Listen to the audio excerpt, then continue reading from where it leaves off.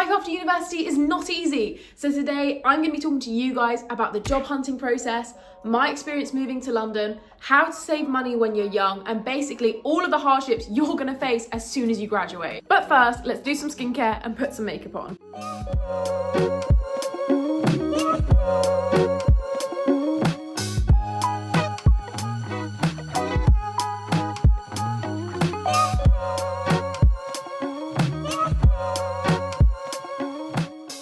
Little disclaimer, I'm only 21, so the advice I'm giving you is coming from my lived experiences that I'm going through right this moment. I hope to document my time getting a full-time job, getting a part-time job. That's what I'm looking for and that's what I'm looking to give you guys. Obviously, as life goes on and as these videos go on, my lived experiences will change. But for now, I'm giving you advice as a 21-year-old who has just graduated.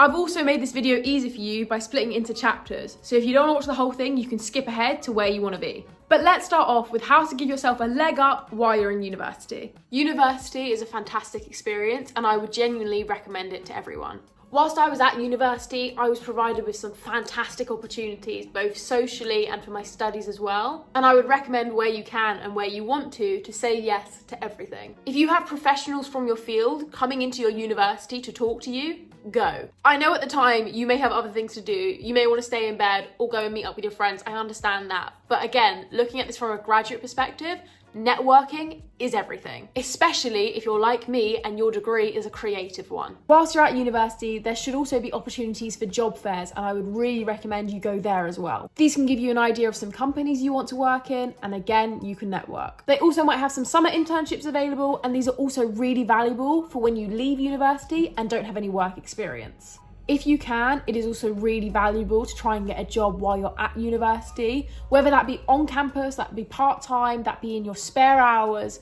Even if it's something small, every little helps. And if you can try and save some money while you're at university, that's going to give you a huge leg up for when you graduate. I know it's not easy, especially now it's getting harder and harder. If you live on a campus university, normally they'll have some free spaces in their student unions, in their libraries, where you can get just a couple of hours a week and try and save some money. And if you can't find a job there and that's not a feasible option for you, I would try and find ways to make money online. I'm not talking about investing, I'm not talking about surveys, but if you can find a way that works for you, it can be extremely valuable. For me, that was content creation. I started TikTok in the summer of 2022, I think, just when TikTok Shop was becoming a thing. So for me, it was promoting and selling products on TikTok. And again, that's not a feasible option for everyone either. I understand that. But if you have a talent and a passion for something, try and find a way to make money off of it.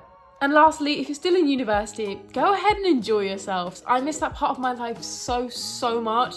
So take every moment that you can and really have fun.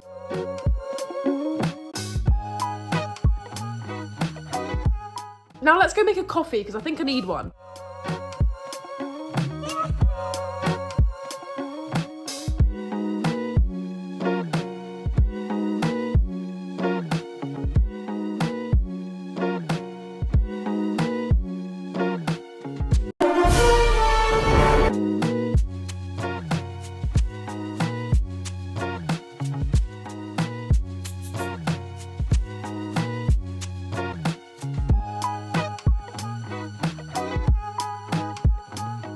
Okay, let's try it. Cheers. That is good coffee. Moving into London is extremely difficult. There is a crazy amount of people who want to move here and the rent prices are extortionate. And so is the price of everything else in London. So do question, why is it you're wanting to move here? Is it because you have a job lined up? Is there more opportunity for you here? Are you moving in with a friend or a partner? Because you're gonna have to factor in rent, bills, travel, food, and a whole bunch of other expenses. If you're moving here alone, my advice and my experiences are not quite aligned with yours because I moved in with a partner and that is the only way I will ever have been able to afford to live here. But let's talk about finding a place in London. First and foremost, if you're looking to save money on bills, on rent, on everything else, look outside the city centre. When me and my partner were looking at places to live, we knew we didn't want to live city centre anyway, so we were looking in the outskirts. So yes, while it may take me 20 minutes more to get into the centre of London, I'm thankful for it. Because by living in the outskirts, it's not as busy, it's not as crowded, Things are less expensive, still expensive, but a little bit less. And you can find a place that has a real nice vibe and character to it without all the hustle and bustle of central London. Another great thing about living in the outskirts is you're still very well connected. There's trains, buses, tubes, there's lots of ways to get in. To find a place, use Rightmove, Zoopla, there's a bunch of websites online. And if you're looking for roommates and you don't have anyone, go on Facebook. There are a bunch of Facebook groups where they're looking for people to move in. So let's talk prices. I think there are a lot of things that people forget they need to pay for. You know, when you move into somewhere, you think, oh yeah, I'll pay the rent, the bills. But you've also got to think about council tax, the Wi-Fi, and a bunch of hidden costs that you just didn't know you had. So for a 1-bedroom in the outskirts of London, you're looking for anywhere between this range. Don't get me wrong, it might be cheaper if you move in with people, it might be more expensive if you're in the centre of London. Council tax also depends on the area you're in, so make sure you do your research. Council tax is split into bands, so if you take a look what area you're in, you'll find out what band you're in, and from there you can see how much you have to pay.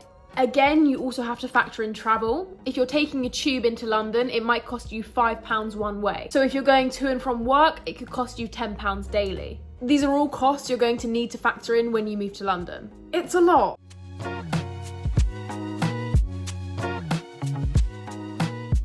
So you need to earn money. And I think this is where we're all struggling. This is actually something I'm gonna struggle to give advice for because this is something I am struggling with. And by the sounds of it, everyone else is too. I have a degree in film, theatre and television. I have experience in content creation, social media management and digital marketing, and I still can't find a full-time job.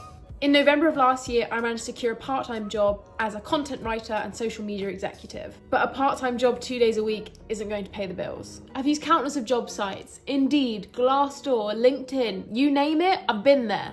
I've had loads of interviews on the phone, over Zoom, in person, and I've been rejected by over 100 jobs. It's a struggle out there. Listen, it's a lot easier if you know someone in the industry, and if you have the privilege of that, please use it. But unfortunately, a lot of us don't. I think one of the hardest things is a lot of jobs advertise as being entry level and then want you to have 2 to 3 years experience. So then you're left questioning, how am I ever meant to get into the industry if I don't even have the experience to begin with? And I'm still struggling with this. The advice I can give is check these job sites every day. And if you can, try and get a part-time or full-time job as a bartender, barista, waitress, just while you keep looking for something that you want. And hey, even that has been a challenge. You have to be resilient. You will get let down time and time again. You can't let it get to you. You've just got to get back up and be like, okay, on to the next. And if you're watching this and you have advice to give, please comment down below because I'd love to hear it.